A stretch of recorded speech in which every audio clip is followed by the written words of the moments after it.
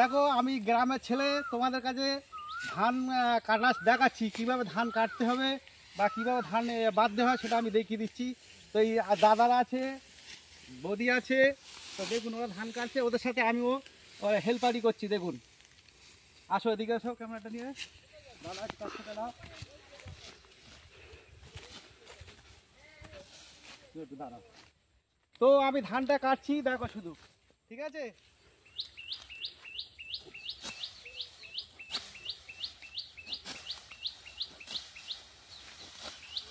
দেখো এই যে ধানটা কাটলাম, ঠিক আছে, এই ফেললাম, ঠিক আছে,